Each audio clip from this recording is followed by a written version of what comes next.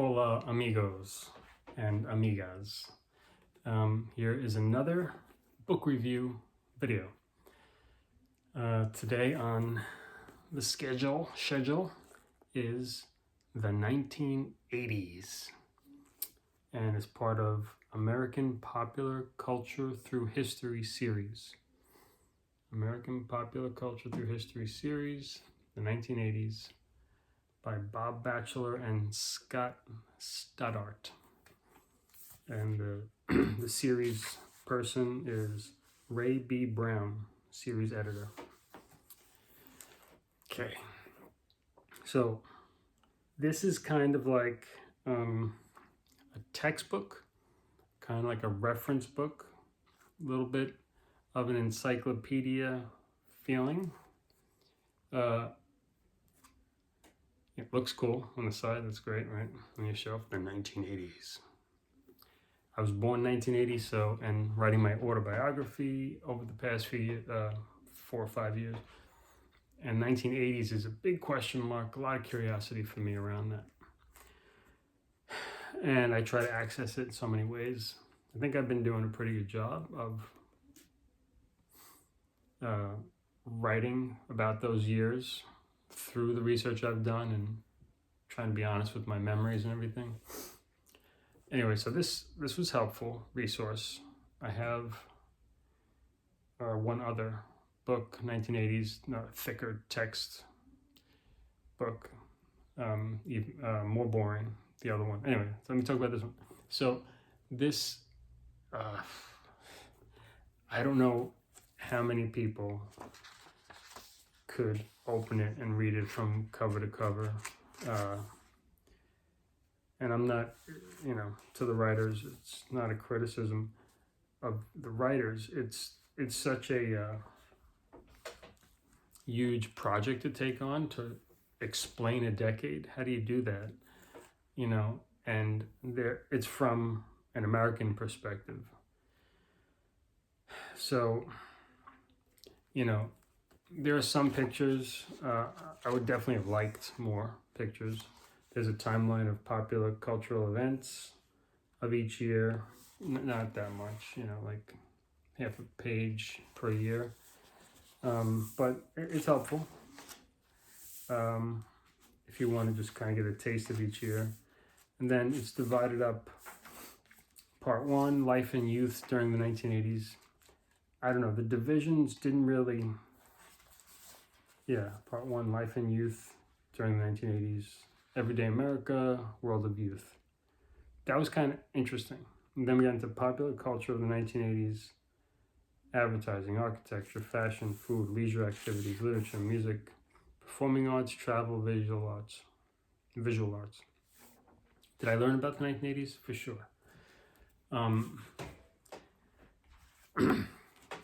I have to go with the criticism that comes to mind because that's what's on my mind, which is it opened my eyes. Okay, a positive is that it opened my eyes to some things that about the 1980s that were I just never thought about. Like the art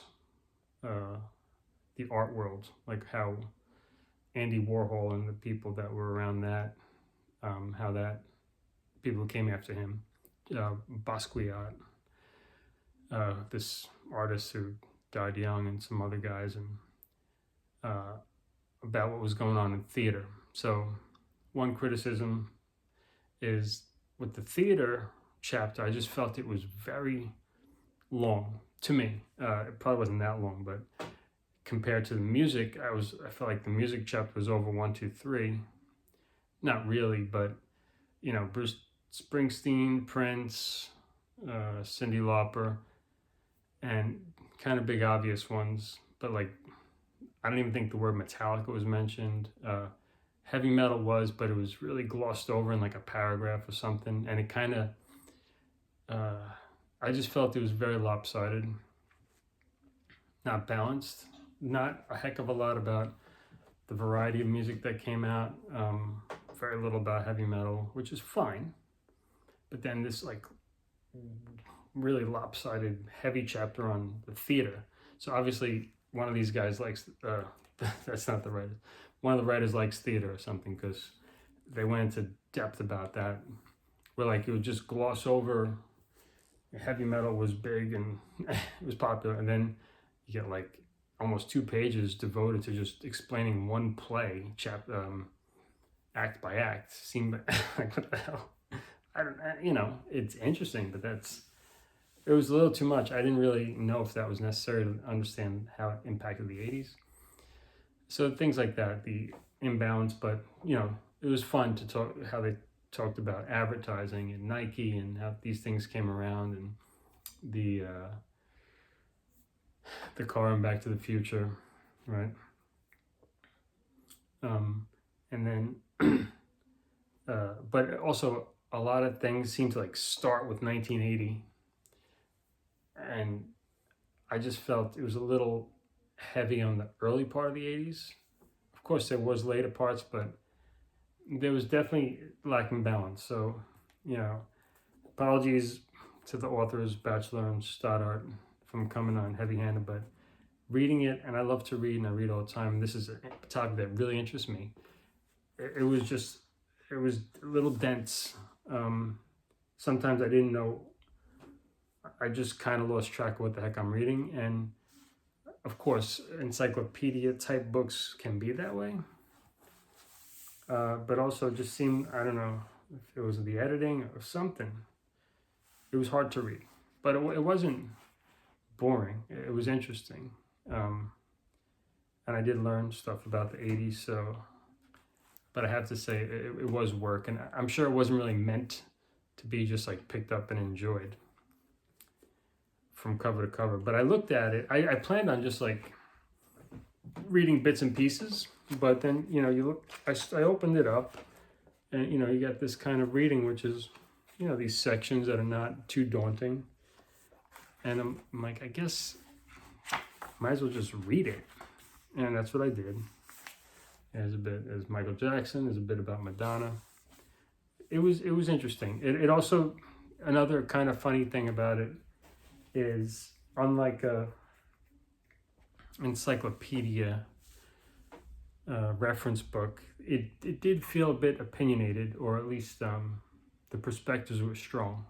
Like, this is what Michael Jackson accomplished, and this is the type of character that Madonna was, and it's cool. You got to tell it somehow. I don't have no idea how I would write the book like this, so kudos to anybody for trying.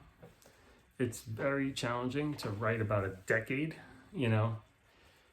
and explain all the culture and then economics, and you got to pick something and just talk about it. And of course, if you know a lot, like for me, you would get too much video games and too much music if I wrote about the 80s, and not enough theater and economics and stuff like that I don't really know about. Of course, I would try to research, but I'm not going to write a book about the 80s, I don't think. Also, video games, that was disappointing, because for me, I thought the 1980s and video games just like were synonyms. But it was like Pac-Man came out in 1980, and there was a lot of arcade games done. It was almost nothing about video game. 1980, video games peaked in like the mid 80s to late 80s, so that was disappointing. I learned virtually nothing about video games there. I was hoping to learn maybe something, I'm a nerd on that, so maybe it wouldn't be likely, but anyway, job well done to the writers for even taking it on, and offering a whole bunch of information from various angles. So to the reader, I don't know who would be interested in this, because it's not someone who likes this is basically facts, more or less, with kind of like a opinionated explanations.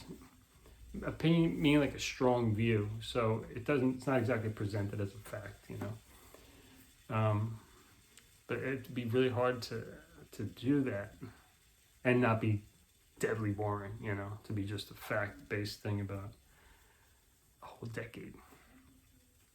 So if you're doing research for something else, like I'm doing research for my book, something like this is useful.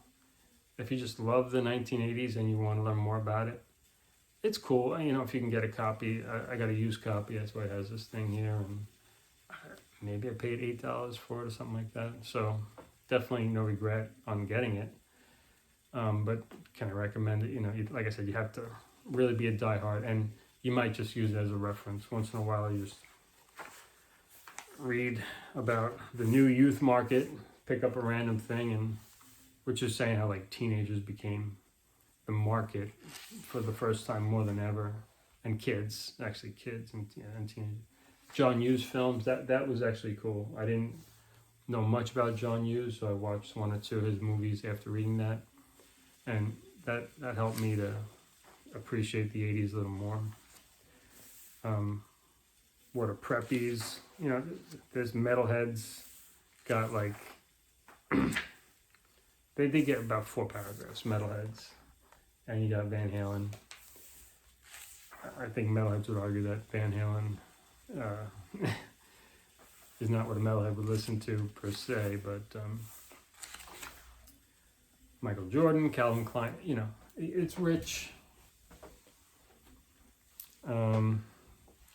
I don't give ratings, but glad I read it. Be hard to recommend unless you're in that particular niche interest. And kudos to the writers and the editor for taking on something of this magnitude. It's got to be challenging. And getting rights to pictures and stuff would be difficult. I understand why there's not more photos and stuff. And it published 2007. So I guess if they did it more recently, it could be a lot richer because of just the availability of content with Wikipedia and just photos nowadays. So yeah, good job to them. It was challenging for me to read. I started in the summer, you know, it's January now. It's not like I read it every day, not at all, but it wasn't compelling, you know, for me to read it. But it was not supposed to be. Anyway, that's that on the 1980s American Popular Culture Through History series. All right, till next time. Ciao.